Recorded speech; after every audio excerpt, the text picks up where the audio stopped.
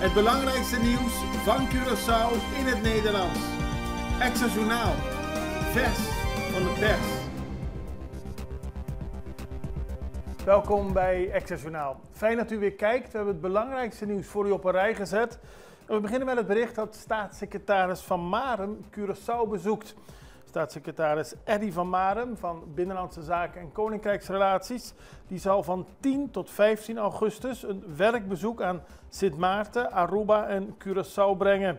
Dit wordt zijn eerste reis naar het Caribisch deel van het Koninkrijk sinds hij de portefeuille Koninkrijksrelaties heeft overgenomen. Het bezoek van staatssecretaris Van Marem staat in het teken van een eerste kennismaking met de eilanden en de bestuurders. En belangrijke onderwerpen tijdens het werkbezoek zijn voedselzekerheid, de wederopbouw van Sint Maarten en economische ontwikkeling. Op Curaçao komt hij aan op donderdag 14 augustus en zal natuurlijk met gouverneur Lucille George Wout praten en ook met de ministerraad. Die staat dan onder leiding van vicepremier Javier Silvania. Hij zal de commissie Koninkrijksrelaties van het parlement bezoeken. En zo staan er heel veel bezoeken op het programma. Hij gaat naar Otrabanda, hij gaat aandacht besteden aan Kamabi, aan mangroven. De volgende dag gaat hij onder meer aandacht besteden aan het herdenkingscomité Slavernijverleden. Hij zal het monument van Tula bezoeken, hij praat met de LVV, hij brengt een bezoek aan de stichting Bob. Die zendt zich in voor de bescherming van en educatie over inheemse vogels. En hij brengt in het kader van voedselzekerheid een bezoek aan een lokale supermarkt. Dus het zit helemaal vol. Kind van 4, 's avonds op straat aangetroffen. Ja, wel heel treurig nieuws natuurlijk, want zaterdagnacht ontving de centrale politiepost een melding dat er op de Esperanzaweg een kind alleen rondliep. Politie ging er naartoe, het ging om een 4-jarig kind. De agenten namen het kind mee en reden in de buurt om te zien of er misschien een huis door het kind kon worden aangewezen. Dat was niet het resultaat, daarom is hij meegegaan naar het politiebureau. En pas later die nacht ontving de post een telefoontje dat er een kind vermist was. Meteen werd de ouder meegedeeld dat hun kind bij de politie was en werden zij streng aangesproken op nalatigheid in deze kwestie. Auto brandt uit in garage, dat is zaterdag rond 1 uur 's nachts gebeurd. Toen moest de politie van het wijkbureau Montaña met spoed naar de calle Allegro in Semikok. Er stond een pick-up volledig in brand in de garage van een woning. De brandweer kwam natuurlijk snel ter plaatse, maar de pick-up is helemaal uitgebrand. En er is aanzienlijke schade door rook en bluswater. Er werd de recherche gevraagd om een onderzoek in te stellen, aangezien er aanwijzingen zijn dat de brand opzettelijk is aangestoken. De Belastingdienst opent haar deuren weer. Dat is prettig nieuws voor mensen die hun belasting willen betalen. Het was natuurlijk meer dan een week lang gesloten vanwege een hackaanval. Vanaf donderdag 24 juli was het dicht en dus vandaag 4 augustus gaat het weer open. De minister van Financiën had gesproken van ransomware, maar of er een losgeld betaald is en of de hack helemaal opgelost is, dat weten we niet. De Belastingdienst geeft aan dat er nog wel sprake kan zijn van technische tegenvallers, maar de deuren zijn gewoon weer open aan de Regentesselaan. Curaçao heeft een geschillencommissie verzekeringen. Op 1 augustus is de geschillencommissie verzekeringen Curaçao officieel in werking getreden. Afgelopen weekend kregen we erover een persbericht en daarin staat te lezen dat deze onafhankelijke commissie is opgericht om consumenten en verzekeringsmaatschappijen een laagdrempelige oplossing te bieden bij klachten en geschillen over verzekeringszaken. Er kan dus onafhankelijk en neutraal hulp worden gevraagd als mensen een probleem hebben over een zaak met de verzekeringen. Dat is denk ik goed nieuws. Maar er wordt wel benadrukt dat je niet zomaar naar die commissie kan gaan. Eerst moet worden geprobeerd de klacht op te lossen met de verzekeraar en de Consumentenbond. Dan is er vertraging bij de renovatie van Plaza Nobo. Het renovatieproject van de Marche in Punda heeft de vertraging opgelopen. En er is geen duidelijkheid over wanneer de werkzaamheden zullen worden afgerond. Dat meldt de Extra vandaag. De vertraging houdt verband met zowel technische als financiële aspecten. En de Marcimpuna is toch wel een mooie en bijzondere plek op Curaçao. Het is jammer dat het langer duurt voordat het helemaal klaar zal zijn. Ook omdat in het aanloopperiode al verschillende vertragingen waren.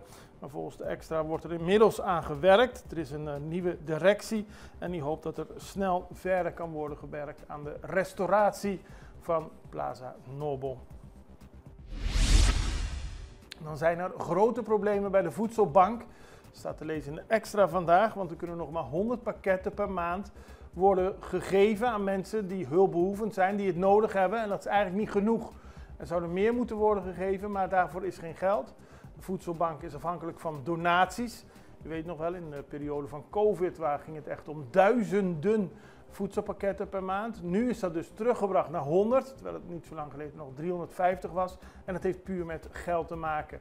Maar ook, zo liet Cheryl Losiabar in verschillende media weten, is de voedselbank natuurlijk gebonden aan de prijzen van de supermarkt. Maar waar 4 jaar geleden tijdens de COVID-periode een voedselpakket 50 gulden kostte, is dat nu 115 geworden. Er wordt dus gevraagd om donaties. En wij gaan even over naar een break. We zijn zo bij u terug. Extra in Nederland. Van Amsterdam tot Arnhem, van Groningen tot Maastricht, Extra is erbij. Volg Extra Digitaal en blijf op de hoogte van de belangrijkste ontwikkelingen in Nederland. Extra Digitaal is te zien op verschillende platforms en kanalen zoals WhatsApp, YouTube, Facebook, Instagram en ook TikTok. Wilt u ons op de hoogte brengen van een evenement of iets doorgeven? Neem contact op via WhatsApp, e-mail, Facebook of bel gewoon 06 1364 2945. Volg of abonneer je op Extra Digitaal. Klik aan en volg ons.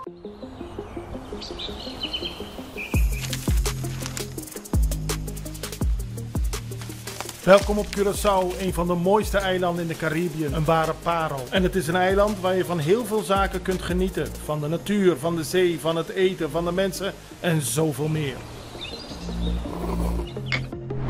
Curaçao is een eiland waar heel veel gebeurt op het gebied van politiek, cultuur, sport en zoveel meer. En Extra Journaal brengt het belangrijkste nieuws van Curaçao. Maar we hebben ook aandacht voor al het nieuws op Bonaire en Aruba en op de bovenwinden, Saba, Sint Maarten en Sint Eustatius. En we belichten al het nieuws van alle kanten. Het nieuws is duidelijk, actueel en vers van de pers. Extra Journaal, elke werkdag op Salto. Op Curaçao zijn we de hele dag bezig met het maken van Extra Journaal. Volg ons op je favoriete Amsterdamse zender, Tauro.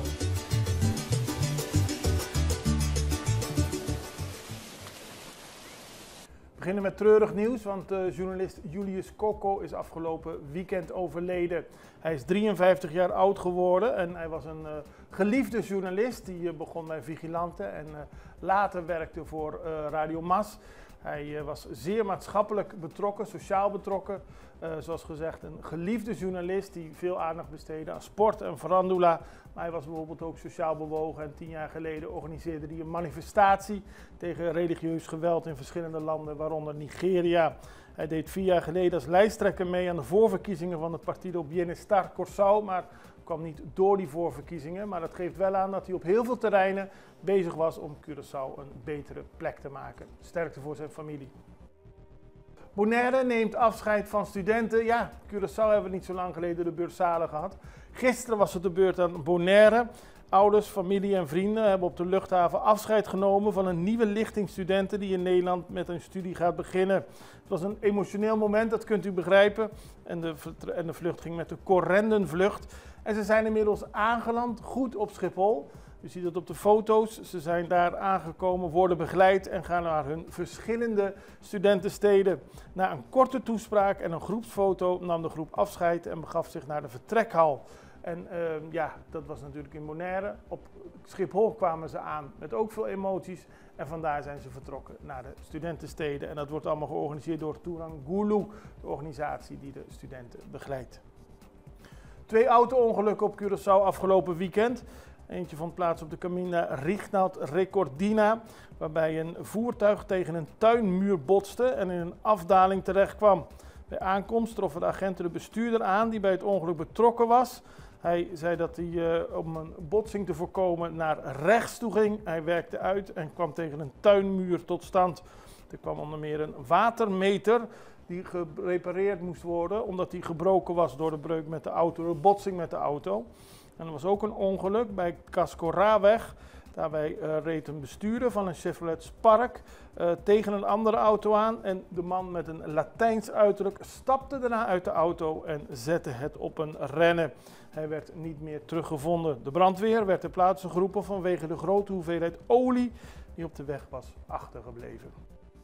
Dan is er een monument in Punda gerestaureerd. Mooie foto's in de Extra vandaag. Na de volledige restauratie en renovatie in 2002 waren nu de stalen balken vervangen die de gevel dragen van het oudste gebouw aan de Bredestraat in Punda. En dat is gewijd aan Frank Pancho da Costa Gomes.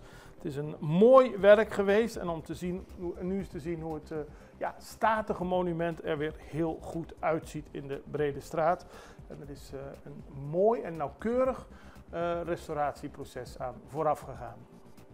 Dan CU-viering in Rotterdam. Ja, Antillianen in Nederland die houden natuurlijk ook van CU, van carnaval. Dat hebben we nog niet zo lang geleden gehad. Nu was de CU-viering in Rotterdam door de Antilliaanse culturele activiteiten ACA. Die stichting heeft dat georganiseerd. Veel mensen, veel traditionele kledij, veel muziek, veel bands.